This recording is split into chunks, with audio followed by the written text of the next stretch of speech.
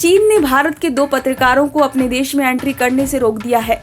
चीन की ओर से ये कदम ऐसे समय में उठाया गया है जब कुछ हफ्ते पहले भारत ने पड़ोसी मुल्क के एक पत्रकार को देश छोड़ने का निर्देश दिया था। लोगों ने कहा कि बीजिंग में सरकारी प्रसार भारती के प्रतिनिधि अंशुमन मिश्रा और द हिंदू के संवाददाता अनंत कृष्णन को चीनी अधिकारियों ने सूचित किया कि उन्हें चीन वापस नहीं जाना चाहिए क्योंकि उनके वीजा फ्रीज कर दिए गए हैं। मिश्रा और कृष्णन दोनों हाल ही में निजी कारणों से भारत आए थे। चीन की ओर से भारत के जिन 2 पत्रकारों को रोका है उसमें एक अंशुमन मिश्रा और दूसरे अनंत कृष्णन हैं।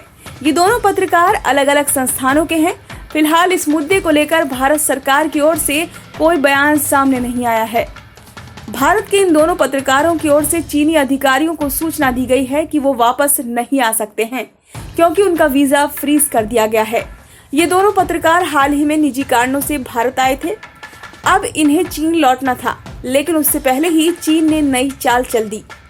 कथित तौर पर इस मामले पर अब बीजिंग में भारतीय दूतावास और चीनी MFA के बीच चर्चा हो रही है।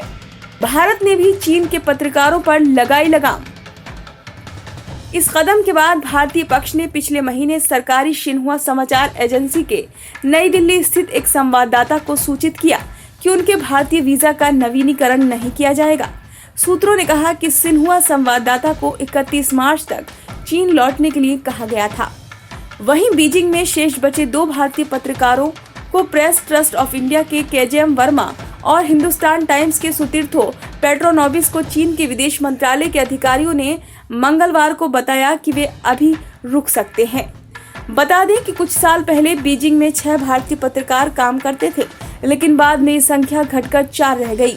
पिछले कुछ वर्षों में मुट्ठी भर भारतीय पत्रकारों को ही चीनी अधिकारियों द्वारा फेलोशिप दी गई है, जिससे उन्हें चीन में रहने और अपने मीडिया संगठनों के लिए रिपोर्ट करने की इजाजत मिली है। एक दशक पहले लगभग 1 दर्जन संवाददाताओं से 2022 के अंत तक भारत में केवल 4 चीनी पत्रकार थे। 2016 में भारत ने राज्य मीडिया नेटवर्क सिन्हुआ से संबंधित 3 पत्रकारों को निष्कासित कर दिया था, जब सुरक्षा एजेंसियों ने उन पर बाहर की गतिविधियों में लिप्त होने का आरोप लगाया था।